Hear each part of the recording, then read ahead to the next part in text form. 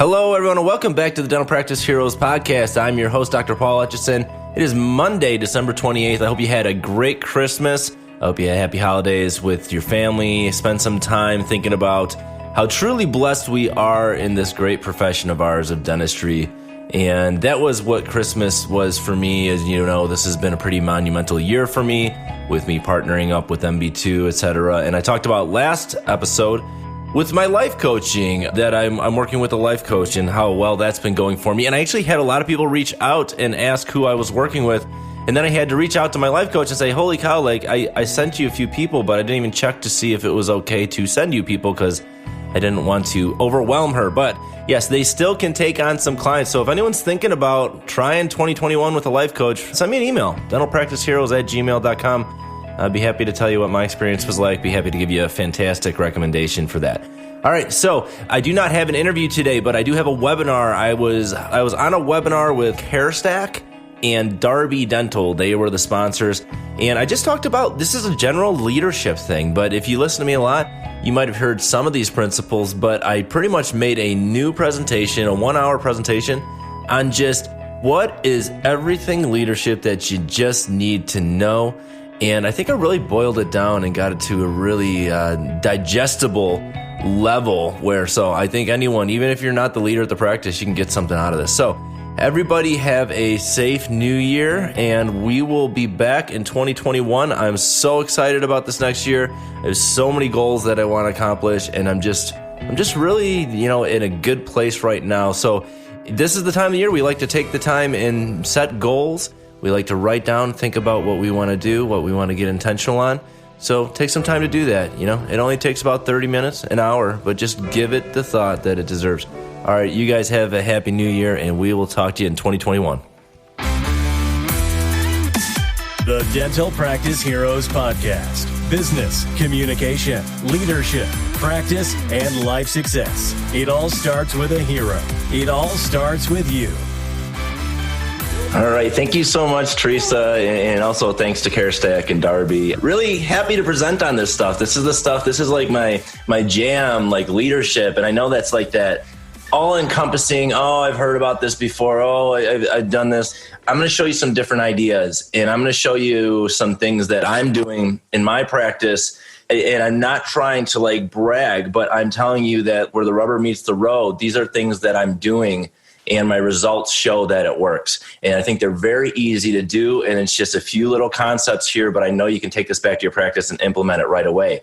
Now, if you're not a leader at your practice, you will still benefit from this, because these are just overall, these are people skills. These are things that make you work better in teams, things that make you collaborate better. So even if you're not the leader at your practice, you can try some of these ideas, maybe talk to the leaders, or maybe you could try some of these ideas and become a leader at your practice. But no matter what it is, I think everybody can benefit from this material. So like Teresa said, here's my email address, dentalpracticeheroes@gmail.com. Feel free to email me anytime. Dentalpracticeheroes.com, that's my podcast website. Also, it's on iTunes, just like everywhere else that you can listen to a podcast. Dental Business Mentor, this is our 185 videos on dental practice management. If you are wondering about how do I run the business of the practice, how do I create the culture, the people, do patient experience, phone skills training, videos for the team, that's all on dentalbusinessmentor.com. And then my two Instagrams, dr.pauletchison. I'd appreciate if everybody follows that. I'm like just past 1,000 followers, which I got really excited about until like my babysitter said that she's got more followers than me. So if I could get some more followers, it's always good. But I actually just hired an Instagram coach to help me create some content. I'm trying to brand myself as the cosmetic person in the Chicagoland area. So if you want to watch that happen, please follow that. So this is my team. We're a big team. There's 23 people in this photo. We took this photo of April 2019. Now, fast forward a year, and we haven't taken a team picture this year because I'm worried that we're gonna post it on the internet and someone's gonna go on there and say, "Oh, you're not social distancing." So we haven't taken a new team picture, but believe it or not, there are 10 people on my team missing from this picture. And everybody in that picture is still on my team. And every year we did a startup. So we did a startup in 2012. And every year in April at like the anniversary of our startup, we went and we took another team picture. And what's cool is if I line up all my team pictures from every year, you will always see that we grew, but you will always see the same people in the next picture. And this is what I mean about zero turnover. It sounds like pie in the sky, like it's not even real, but honestly, I'm doing it. I've done it for over 8 years. I have not had a single employee leave. I have one person, and she went to nursing school and she became a nurse. And I'm happy for her. And I don't count that because that's not the turnover that's bad. That's people moving on with their lives, and we're happy when people do that. But it's hard when you have turnover. It hurts the practice. It hurts the practice in a lot of ways because when we start having turnover, we got to think about all the things it's costing us. Okay, there's a monetary cost to it. When we have to hire somebody, when we have to put out an ad on Indeed or Dental Post or something like that, it costs money. We also lose productivity. We might have a busy front end staff because they're short staffed, and then they don't really present the treatment plan as well, or they don't answer the phone. We could have converted a new patient in our office. So there's a lot of costs in there. It's hard to really put a finger on it, but it's big, right? It's a big cost. It hurts. What about the emotional cost? What about when the people on your team say, you know what, like Jenny left, like why'd she leave? She's working somewhere else. Now, you know, they all keep in touch. She's working somewhere else. She says it's so much better than here. You know, how does that make the morale of the team feel when people are breaking up with the office to go do other things? Then you also lose the time, training people.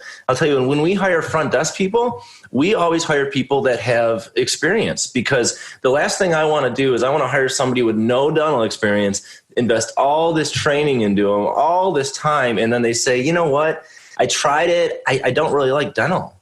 So there's a time. You lose time, you lose productivity. And the last thing, it feels nasty. I mean, it's like you just got dumped. It's like when you hire somebody, you got your office, it's like your baby. You're like, here, play with my baby. And then they're like, I don't want to play with your baby anymore. I don't like your baby. So it doesn't feel good. So we want to minimize turnover as much as possible.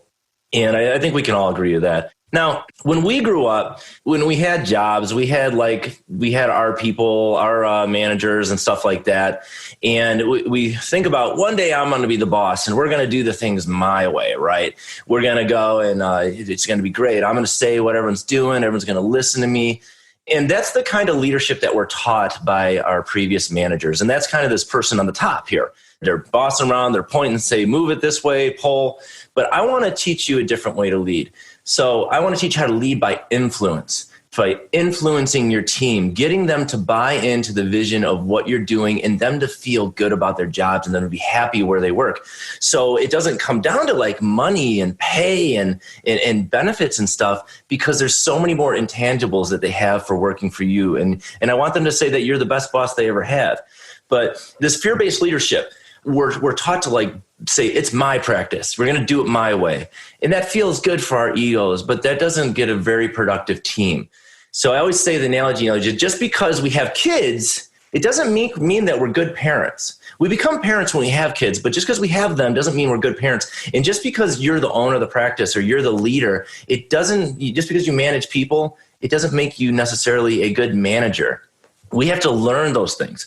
And more times than not, we're often learning them by experience. And sometimes we get it right. Sometimes we get it wrong. And sometimes just unexpected things happen, right? We can't anticipate everything. And then we have to work through those issues. And sometimes you just have to like stand up in front of your team and say, hey, I'm sorry.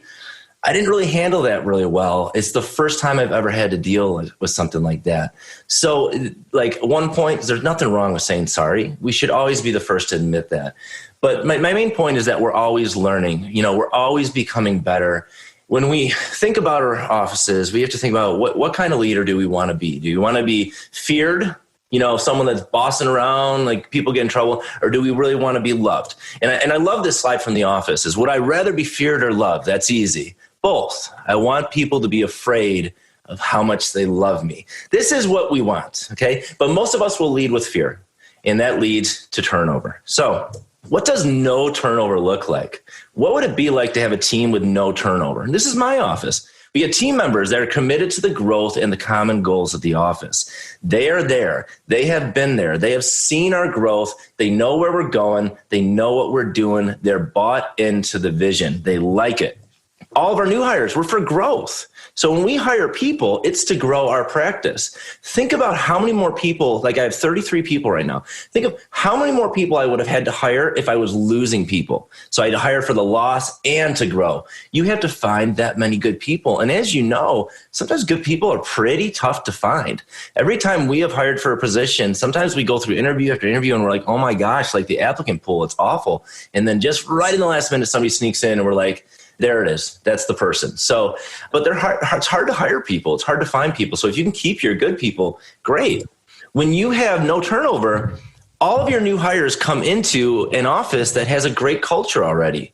They don't have to come into an office where people are unhappy and people are constantly leaving. I remember when I had my first associateship out of dental school, and I worked at this office, and we had this new assistant come in, and she goes, my gosh, this place is great. There's 17 chairs. It's so busy. This is like the coolest office ever. And then 2 assistants turned around and said, just wait, honey, in 2 weeks, you're going to hate this place. That's the kind of that's the kind of office that has high turnover. It has that culture. So we want to bring people into an existing positive culture so that they can grow within that culture. And then the last thing, no turnover. Everybody knows the systems. Everybody knows what to do. And people come into an office that has great systems because you're not constantly retraining people. Say you have one good front desk person and you lose like all the rest. As you bring people in, that one front desk person is trying to answer the phones and take care of the insurance and do all these things. All the while, they should be training the new people, but they just don't have the time. So it just kind of snowballs out of control, which is the picture here on the right. So if we want an efficient, positive energy, high functioning practice, no turnover is part of it. So how do we do it? So first, we're going to create a vision that people can wrap their minds and hearts around. This is not your average mission statement. I'm going to show you how this is different, okay? We're going to create an environment that feels safe, and put safe in quotes. So I'm going to talk about why that's important just for, human need, but also for a great workplace. We're going to create a workplace that gives control to the team. We want the team to be in control. We want them to use their brains and like their jobs. We're going to create a thank you culture so that they feel appreciated. And the last thing we're going to do is we're going to communicate all these things. So I'm going to tell you how to do all this stuff. I'm going to show you in as little time as possible. I'm going to really pound through this, but you're going to get a lot out of this. I know it. So I want you to think about your previous employers, your teachers, your coaches. Which ones do you remember? Which ones are like, man, my favorite teacher, man, my boss was so good. Those are the people that inspire you. Those are the people that you trust, you feel connected to, you're inspired by them. They don't make you feel stupid. They help you grow. Okay, think about your bad bosses you've had, like some high school jobs. Maybe you worked in fast food or something like that. You probably don't even remember that person's name. All that you remember is that person was a jerk. So don't be that boss. Don't be the Lumbergh here. We don't want to be the average boss. We're fear-based. We make people feel dumb. We lead with a title. I am the boss. Me, me, me, me.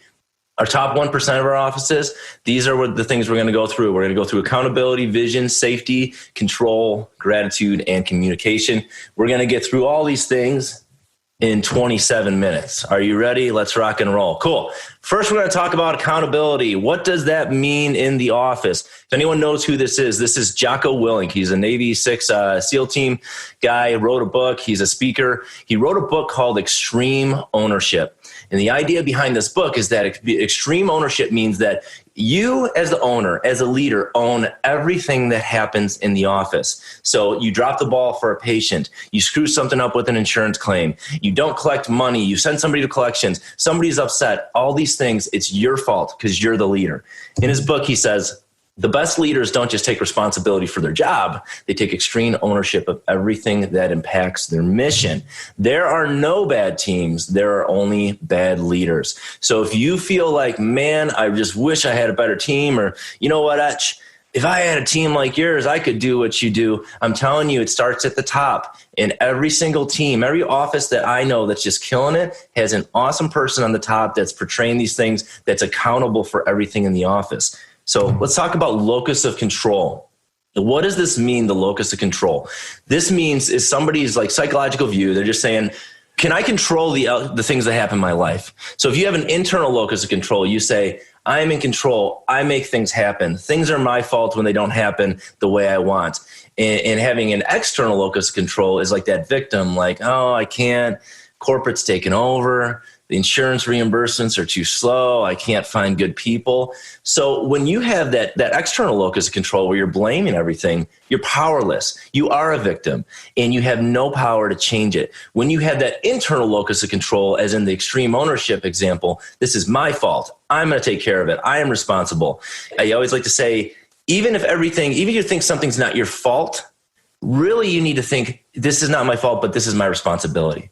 That's what extreme ownership is. So there's a study that showed that kids, if they have that internal locus of control, they're less vulnerable to depression, they do better in school, they deal better with stress, they're more actively finding solutions, they're more satisfied with their jobs because they're in control. And it's all a mental shift that you need to do. So for example, if say you rung by your front desk and someone's answering the phone and they're really rude, oh man, whose fault is that? I got to fire her or him or her. They're not good at their job. No, that's your fault. That's your fault because one, you didn't provide the training. Two, maybe they're in the wrong seat in the building. Maybe they need to be in insurance or more back office sort of stuff. Or, three, you hired them. You picked them, right? Who's responsible for that? So when you look at it that way, you can do something about it. So have that locus of control, lead by example, and your team will pick up on that. Now let's talk about the vision. How can we do a vision that really gets the team inspired and motivated? So 3 things. We're going to make it important, okay? We're going to make it matter, and we're going to convey this to the team. We're also going to make it for everyone. Sometimes when we look at the vision of an office, we see that it's mostly relying on like the dentist and the clinical team. I want my vision to be for everybody. And then I'm going to make it real so it's tangible so they can feel it. So this is called Vision Story. This is an idea from Donald Miller. He also has a podcast called Story Brand. Really cool podcast, really cool business podcast. But I kind of got this idea from him and I wrote this into a document. It's about 1.5 pages and it's also inside a document that I give to all my new hires. It's almost 22 pages. It says, who is our brand? What do we do? What do we stand for? But I want to touch on this vision story stuff because it's cool, okay? Do we make a difference in the lives of our patients? Every day, do we make a difference? So I want you to look at this slide. This is a patient of mine before they got married. Guy loved it, crying. Oh my gosh, did we make a difference for this person? You bet. Yeah, we did. We really made a difference. So, but how many of these cases do I do a year? Maybe like 1 a month, sometimes 2 a month. I don't do a lot of big cases like this. For the most part, I'm doing just day-to-day dentistry. We're doing crown, bridge, fillings, things like that, extractions. So this is an easy case where we say, wow, that really made a difference in that person's life. It's visual. I want you to think about the patients that you've made a difference in. Maybe they're high fear. Maybe they were just really afraid and you made them feel good and they were so thankful to get healthy. Maybe they were just super appreciative. They're like, oh my gosh, this is the best place. I'm going to tell her about it. And you're like, yeah, that one person. That person we made a difference for. But what about everybody else, right? What about the routine stuff we do every day? What about this? What about this occlusal filling on looks like number 30 or maybe 19? I think that's 19. All right, so what about that? Does that make a difference? What about this? When we get all this tartar off, does that really make a difference? Are we changing people's lives? If we look back to when we shut down for coronavirus, these were the non-essentials. We didn't need us for this stuff, right? But I want you to think about it this way.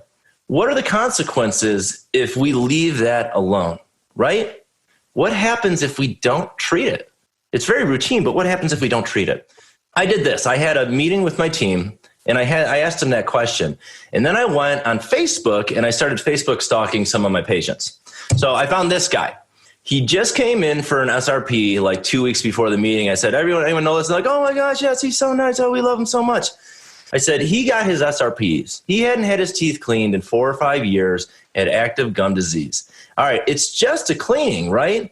But did we increase the chances that he's going to be able to walk that little girl down the aisle? Did we increase the chances that he's going to be a husband that's around longer for his wife, that he's going to be a light to the world to the people around him for a longer period of time, be healthier? Yeah, we did increase the chances of that happen. We sure did. What about this girl? She's a college student. She came home and had like a DO on number 13. Big deal. DO 13. Do it all the time. No big deal. But what if she didn't come home? What if she was scared of the dentist? What if we didn't make it easy for her and made it into layer fears and make her feel comfortable at our office? What would she have done? Maybe she stays there. Maybe she lets that 13DO turn into a root canal. Maybe she's so scared of getting the root canal done that eventually, it travels to the other teeth. Maybe she's got rampant decay. She's like 30. She comes in, she goes, I can't take the pain anymore. I'm scared to smile. I'm covering my mouth. What can we do, doc? And I said, well, you want to keep your teeth? It's going to be $25,000. You need a full mouth rehab. I don't have $25,000. So she goes away. Then she comes back when teeth are in pain. She just gets them extracted, only when she has to, till eventually she's like 35 and we completely edentulate her. We take out all her teeth. Now she's wearing dentures because she couldn't afford like the implants or anything like that. So she's doing dentures. Now she can't eat vegetables. She has trouble eating. She's scared to go out to eat with friends because she's worried her denture's going to fall out of her mouth. All this stuff, she becomes like a dental cripple. Where did it start? Where was the first thing that happened? It was 13DO. That's where it started. 13DO. Think about what are the macro level problems that come from people not getting dental treatment. Here's another family. The parents, the kids, they all have come and they all have great dental health. These kids are going to have kids of their own that are probably going to have great dental health because they see that it's important. This is the difference that we make in our offices. And who makes that difference? Our goal is to make it easy for our patients to say yes, to make it easy for them to say yes, to take care of them, to make them feel comfortable, and to provide such a great patient experience that they will tell their friends so we can help more people. Who's responsible for that? Well, it's the person answering the phone. It's the dental assistant seating the patient and helping with the procedure. It's the dentist. It's the hygienist. It's the person checking on the insurance to make sure that it works, that the numbers are right. It's the billing department. Everybody plays a part in all this stuff. So I want you to convey that to your team, that everything we do, though you might think you're just picking up another phone, that you're just seating another patient, doing another prophy, there are big consequences if we don't provide that health for people. And it's our job as healthcare providers to provide it in a manner that they want to get it done, and that we make it easy for them. So that's how you create a vision that inspires your team and that's real. It's tangible. They can see it. They see the real people from your office. Do that in a meeting. I promise you're going to open some eyes. Okay. Safety. What does it mean to have a safe practice? Does anyone know what this is? Okay. This is a monster from the movie A Quiet Place. I don't know if you've ever seen this, but essentially what it is that we've got a quiet place. We've got these aliens, they take over the earth, and what they do is they're blind. They can't see, but if you make any noise, they're going to come and kill you. They'll find you because they can hear really good. So I want you to think about what it would be like to live in a world like that, knowing that if you walked and knocked over something on a table, or if you sneezed, that you could die immediately. These things come quick. That'd be pretty stressful, right? So that what we'd have to do is we just be quiet. We don't say anything. That's the only way to feel safe. But safety is important, okay? Safety is very important for us as humans. We have to feel safe. Otherwise, we're on edge. We're stressed out. But what does this mean for our practices? So just like safety at home, we also need safety at the practice. Now, I want you to think about something. Communication, just in general, when we communicate to each other.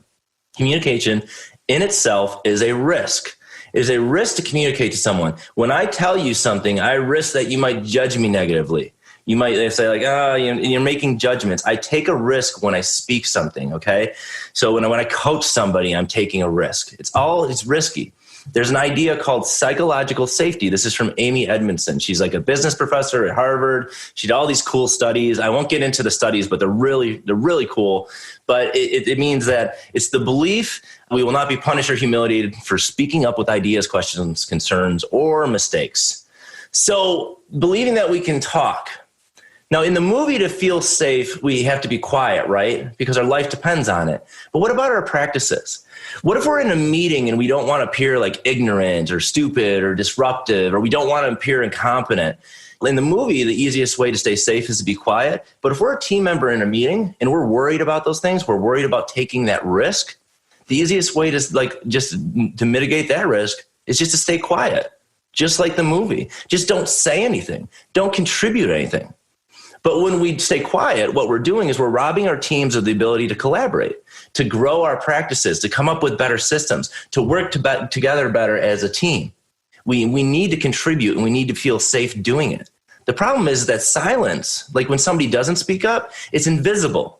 You'll never know it. You'll never know that your practice is a quiet place where people are scared to speak until that one day, like one of your best team members puts in their 2 weeks notice and you're like, I can't believe you're leaving. Are you serious? Like, I thought you loved it here.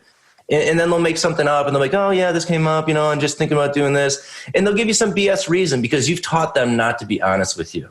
So that's how a quiet place would show up. How do we create the quiet place? Because we don't want that. We criticize, we micromanage, we look over every single thing that people are doing. We get on people when they make mistakes, like, oh, why do you keep doing that? I thought we talked about this. Sally, I thought we talked about this. You're still doing it. What's your problem? And another way is we have unclear expectations. We don't set the expectations of what we want out of people, so they can never meet our expectations. We're always disappointed. We have team members that will bring things up with us and we get defensive. What are you talking about? That didn't happen. No, that wasn't my fault. Are you nuts? We get defensive. We rather than listening to their input and trying to address it and accepting that there might be two sides and two perspectives to every story, we just defend ourselves because we want to be right. We want to let everyone know that we're right. We finger point. We got a lab case. It didn't go out. The patient's in the chair. Their lab case isn't here. Who did that? Who's the assistant on that? I want to talk to her right now. Get her in my office. I want to talk to her. Rather than just saying, hey, this happened.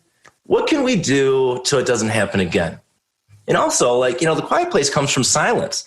Everything is top down. You're setting by example. When you lead in silence, meaning you don't talk to your team, you don't sit down and ask them things, you don't kind of probe them for questions and input, that causes a kind of silent place. And when we do that, our team, they feel they're in fear. And then they armor up. And then they do the bare minimum, the very bare minimum to stay out of trouble. And that's not going to be a very productive team. So how do we build psychological safety? First, we do framing. We project the vision. Everyone needs to know on your team that failure is not only expected, it's okay. It's always going to be okay. I have a saying in my office called grace over guilt. We will offer grace. We will not make you feel guilty. If you bring something that might be a little bit risky, emotionally risky, like, hey, I don't understand this. Hey, I don't agree with how we're doing things. I need more training in this. I really dropped the ball on a patient. We need to give you grace. All right. We also another thing we say is a culture of coachability. We also want to say, hey, everybody can be coached. We can coach each other. We cannot get defensive when we're being coached. All right. The other way is participation. You've got to model it. You've got to be vulnerable as the leader.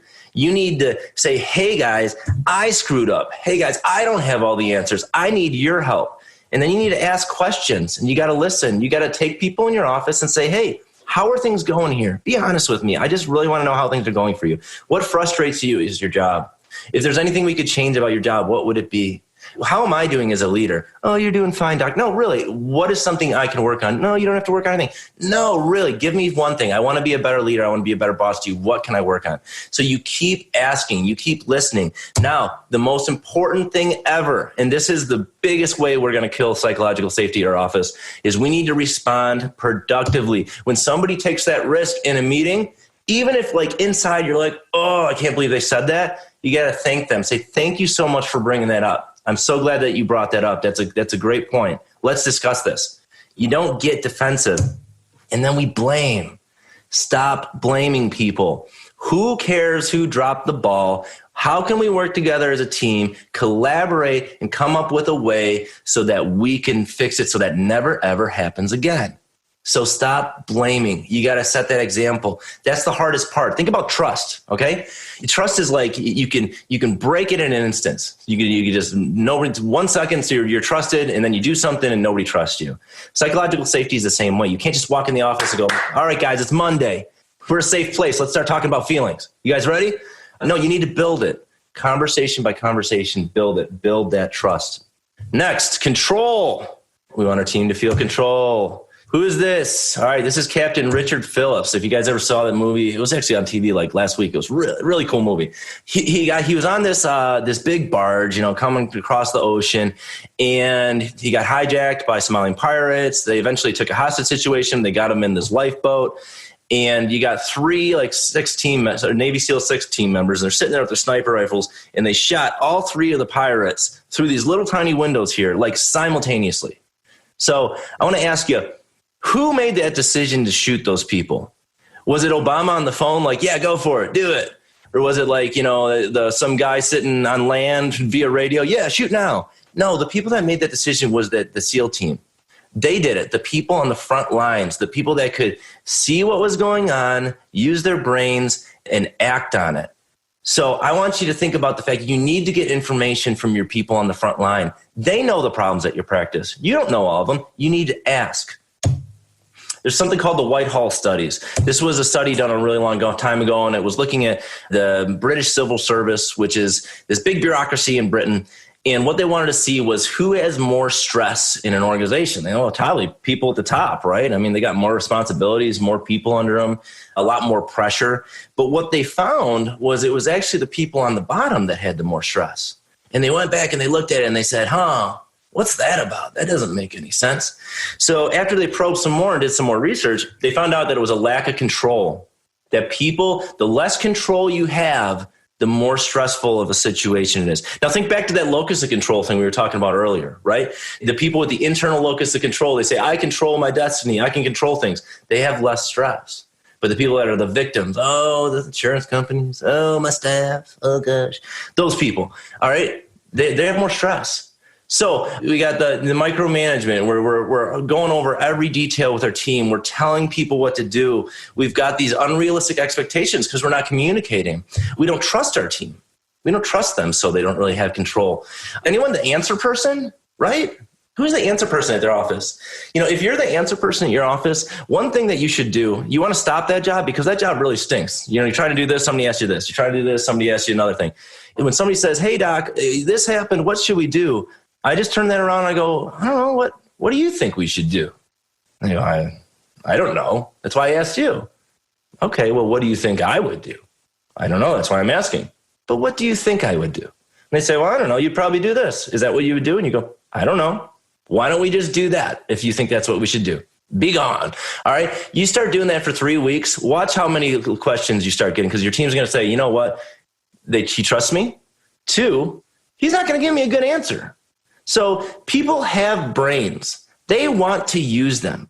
And when you can set the expectations at your office, when you can say, this is how we do things, this is the goal we are striving for. I don't care how you do it, but this is our goal. I trust you guys. I want you to use your brain. I can't do this anymore. I don't have the bandwidth for it.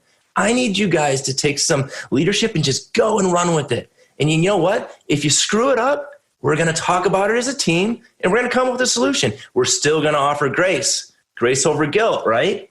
So give your team the control that they want. The last thing, gratitude. Does anyone know what this book is? How Full is Your Bucket? My daughter's got this book. Somebody bought this for her. And pretty much there's this guy, Felix. Look at this picture here.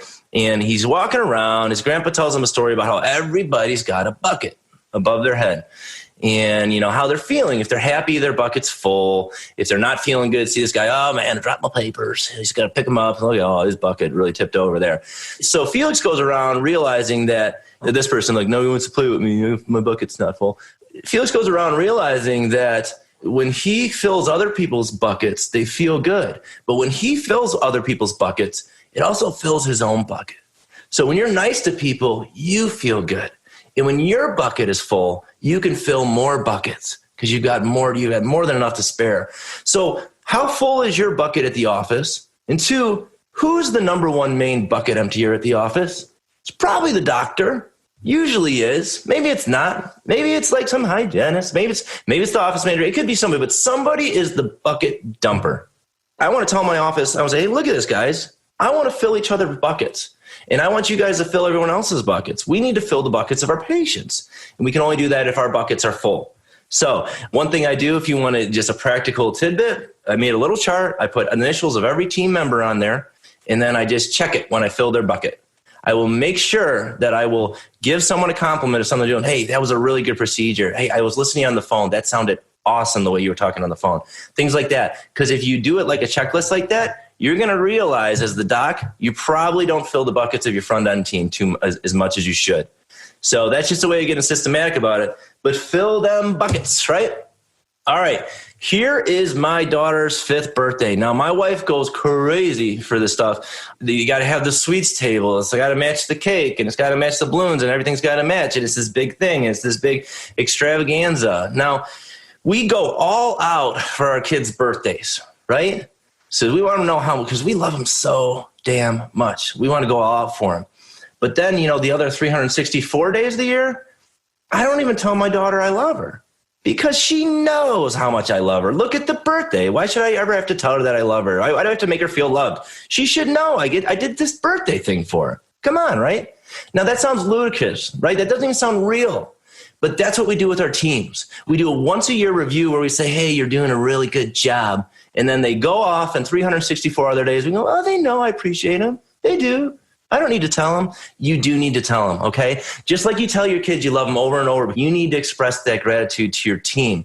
So I started this thing at my office. Hey, we're going to do a thank you culture. And have you guys noticed how much I thank you at the end of the day? I thank you for that. And they're like, oh, yeah, you do that. And then I came back at another meeting. I said, you know what? I noticed you guys noticed this, but I noticed that you guys don't thank each other. This has got to go everywhere, guys. We need to appreciate each other. And you know what? I need it sometimes, okay? I don't need it all the time, but it'd be nice if somebody let me know some appreciation. And I could tell you that changes the whole dynamic at the office.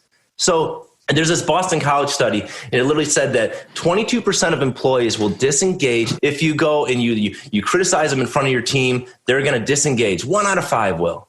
But how many do you think will disengage if they're not ever recognized? 40%. So it is worse to stay silent and not thank your team than it is to call out a team member in front of your whole team. So think about that. All right, last part, communication. Every single issue that you will have at your office that is people related will be right on the foundation of the communication. If we think about accountability, how are we communicating extreme ownership? We talk about the vision. How are we inspiring our team via communication? Safety. How are we responding when our team says things, when they take that interpersonal risk? It's all about communication. Control. We want to communicate to our team that we trust them, we believe in them, that they can do things without asking us. Gratitude. We're communicating our appreciation. So everything lynches on communication. That's how you run a great office. You need to sit there. You need to have one-on-one meetings with your team and bring them in the office and go, hey, how do you like your job? I really want to know. You got to probe them. You got to have department meetings. You got to meet with people and have healthy discussion. Because the thing is, if you don't want anyone to leave, you need to find out what the issues are. And you can't find out the issues if you're not asking and communicating with your team. One more thing, this is my team, okay? And I talked about zero turnover. I told you that there was 10 people missing from this team, right? 10 people missing. Now, we still have a bigger team, but these 5 in the front, these are my original 5. So I still have them. They're still on my team. I can't wait to take our next team picture and have 33 people on there because that's just going to be awesome. But I want you to know that every single person on my team, they feel totally comfortable. They feel empowered. They're behind the mission. They want to take that baton. They want to run with it because they know if they drop it, that it's going to be okay. We're going to talk about it. We're going to talk about what happened, and we're going to work through it. But a lot of people have this team where nobody wants to grab that baton. People are scared. They get that baton. 1, they don't know what to do with it. 2, they're scared if they drop it. 3, they don't want to stand out. They don't want to take a risk. So you need to be the leader that does these things differently.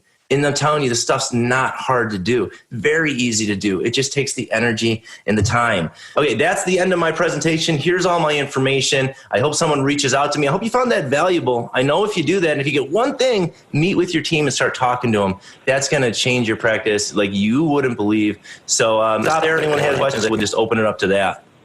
Okay, what we'll do is wait for any Q&A to come in, but I want to thank you, Paul. My goodness, I wanted you to actually keep going. So one thing first, your team, I need to come work for you because you have the fountain of youth going on at your team. They look great. You need to let them know they look great. Yeah, I get that a lot. One quick question. And I want to bring in Dan, who's my favorite CareStack tech dude. So we'll do that in a second. But I have questions. You laid out a really good game plan, but what if somebody was listening and realized, okay, I recognize myself in this, that I need to do this, this, and this, but that's a lot. What's the one thing that they can start with? I would say the one thing is, the most important thing, I think, is the psychological safety component in that vulnerability. We don't want to lead with a title. We want to be vulnerable. We want to be real. So if somebody's like, gosh, you know what? That's me. And this is how it is. These are not top things that I've invented. These are things that I've read books on. I say, oh my gosh, there's part of me in that. So if this is you, have a meeting, say, hey guys, I'm really thinking about the way that I'm leading this organization. I want to change. I need some help. I need some feedback. I want this to be a safe place. Convey the idea of the safety and say, you know what? I just got to say, I just had a big realization this weekend, and I'm sorry. I want to be better, but I need your help to be better. Just that honesty, that just, hey, like level with me, and then start having meetings, those one-on-one meetings, and just ask for that feedback. What can I do better as a leader? How can I be a better boss to you? Please let me know. I promise this is a safe place. I'm not going to get upset. And once you open that up, like it just takes off when people feel comfortable bringing you anything and talking to you about it. So that's how I would say, just be that vulnerable, apologize, and move forward. But then always have that in mind on how do you respond when things happen in the future? Because like I said, it's like trust. You can build that safety. It takes a while. You go back and you choose somebody out in front of the whole team, that safety is lost. So all that work you just did is broken. Yeah, that grace over guilt is great. I mean, it resonated. Ellen has a question for you. She says, I definitely resonate with grace over guilt. And what is your process when you find out someone on your team has lied to you? Oh, someone has lied to me. That's a tough one because I'm not so sure that I guess if someone lied to me because they were trying to hide something or I guess that would be most situations. I would really evaluate how comfortable that person feels making those mistakes and admitting those mistakes. I always say I want my team to be more afraid of letting the patient down than they are about looking stupid in front of their team member. But then it comes down to, it would be a meeting. It'd be me and you. Hey, let's talk about this. I know that you lied about this. Tell me why you lied and why you felt like you had to do that. And just get into the bottom of it. Why do you feel this way? And they'll say, well, because you do this. And you're like, oh my gosh, because you do this, you make me feel, I don't feel like I can tell you anything, or something like that. And the unsafe person is going to say, no, I don't do that. What are you talking about? But the person that wants to create safety and go forward says, you know what? I didn't realize that I make you feel like that. I'm really sorry. I'm going to work on that. And if you ever feel like that again around me, please let me know because I don't want you to feel that way. That's great. Really good question from Ellen, because that really sparks a memory for me where we had somebody who felt like they needed to kind of shade why they were looking for another job. So this kind of ties in. We are in a situation now in this economy and the industry where that we're losing people to other offices. There's poaching going on. You managed to keep yours. Benefits are a huge thing. How does your pay factor into this? Do you feel like you're paying them enough to keep them from looking around? Good question. And I get that question a lot. And it's funny to say the poaching. Like I have been guilty of poaching a few times and I feel awful about it. But we'll hire one person. Oh. And then they'll say, like, I'm talking to them, do we need another front desk person? Like, my old friend at the other office, she was great. Let's bring her over. So I'm just like, oh, gosh, I'm like cleaning out an entire office. But good people want to move. Keep your good people. That's going to bite me in the ass one day. I know the karma's going to come around. Do I pay them like crazy? They're on the upper end of their scale. I do not pay them extremely high. We have bonus structures in place that are performance-based, and they can, I'll share that profit. But my payroll is less than 25%. So it's right in line with where it should be.